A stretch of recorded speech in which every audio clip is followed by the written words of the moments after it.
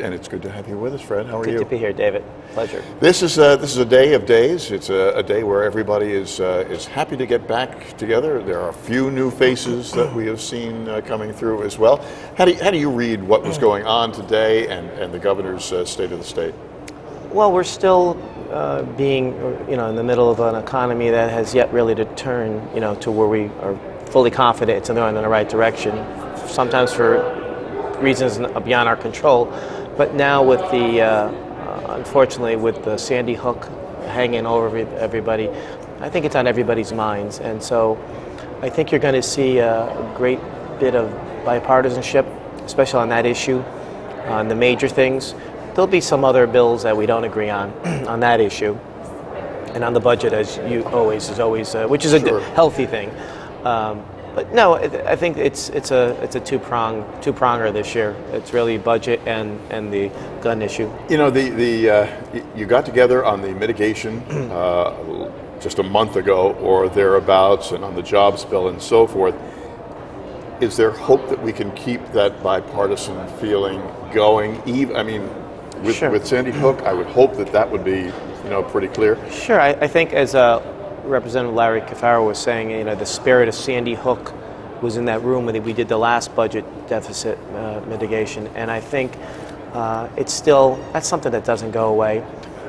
We'll obviously disagree on how to get there. Sometimes within our own caucuses there's going to be disagreement, Sure. And I think that's healthy. We hash it out, and I think we'll come out with we just don't want to do a bill that's makes us feel good and say, oh yeah, you've banned this and you've banned that, when a lot of the evidence says that's not really going to do anything.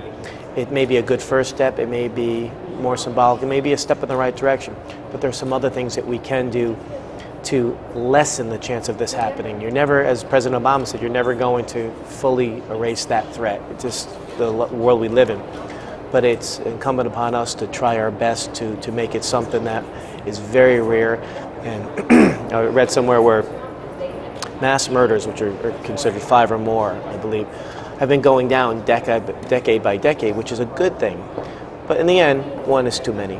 Yep. So that's what you always have to strive for that, and hopefully make gains each time. But you have to really strive for excellence and among the areas that you're going to be focusing on, as well as the standard, the budget, and of course this emergency Sandy Hook, commerce is such a critical aspect of the recovery of the state of Connecticut, and I'm sure you've got some interesting colleagues who are going to be on this committee with you.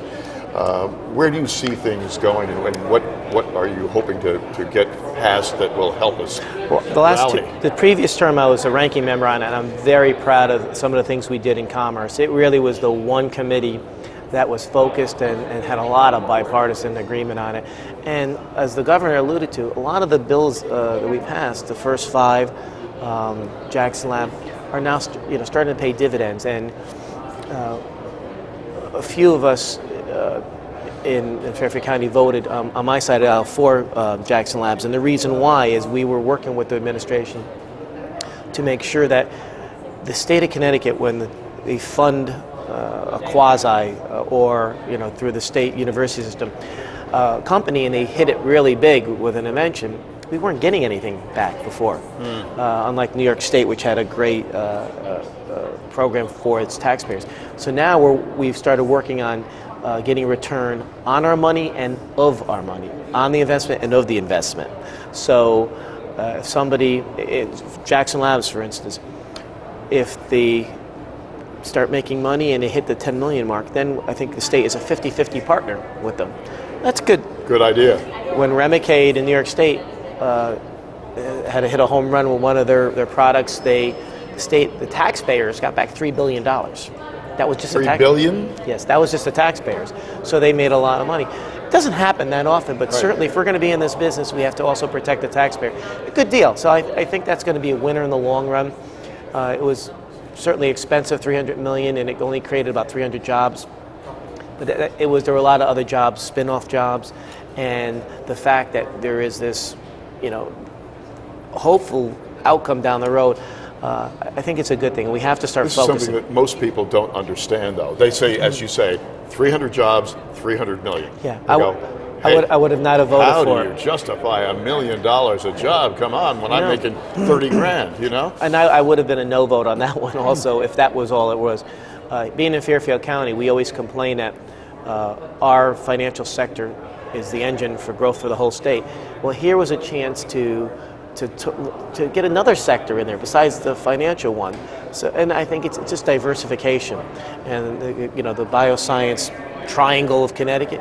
That's a good thing to shoot for, not only for revenues but also for advances in medicine. So I think we did the right thing. And I think that agreement is a much better one. A lot of people were against it because the details weren't out on it. Mm-hmm, exactly. It was a leap of faith. But in the end, I'm very proud of the way that turned out. And that's what we have to keep focusing on and going forward. You have to be, as the governor said, in a perfect world, you wouldn't be competing against your fellow states, the other states. But this is not a perfect world. Not a perfect world. We can't stand still.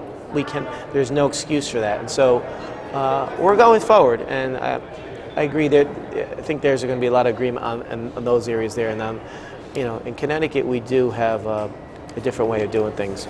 I think they've got to do perhaps a better job at publicizing all the aspects of this, and especially the return, as you say, yes. as it goes forward, so that people can appreciate and go, oh, so that's really what it was all about, and hey, maybe I'm going to get some money back out of this, or the state is, or it's going to offset it. Absolutely, you do it. You have to. It's a multi-pronged process. You have to multi-layered. You have to not only do the job, but you also have to tell people what you did. And because if you don't do it, you're almost going to allow somebody to define not only you, but the bill itself of what you did. Well, exactly. And that's part of the job that we have to do is, as you said, to get the word out there what we've done. Well, you got some very talented folks joining you on that committee, as well as the other committees that you're involved in, including real estate, which we're hoping is launching a comeback, which is so critical to southwestern Connecticut as well as all the rest of the state. Hey, it's always good to have you with us. It's a pleasure, and it's David. always exciting for us to be here as a part of this opening day celebration, because it really is just that. You're a good guy to do it, and you're always... it's great to see you. Great, man. Representative Fred Camillo, the 151st District in Greenwich.